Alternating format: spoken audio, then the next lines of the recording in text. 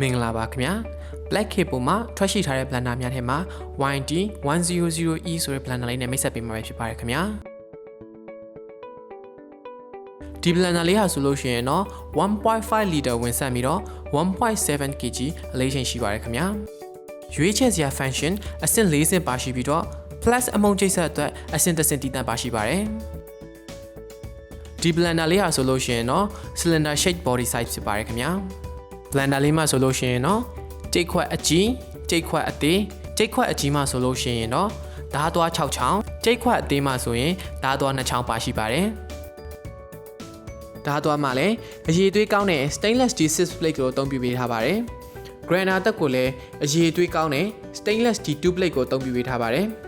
blending and grinding mode ပါဝင်တာကြောင့်ရေခဲခွဲခြင်းရေခဲကြိတ်ခြင်းအတီးဖြော်ခြင်းတို့ကိုလည်းကောင်းမွန်စွာလှုပ်ဆောင်နိုင်မှာပဲဖြစ်ပါတယ်Black Hippo blender လေးရဲ့ body ကိုမာကျောခိုင်ခက်ကြည့်လက်တဲ့ plastic ဖြင့်ပြုလုပ်ထားပါတယ်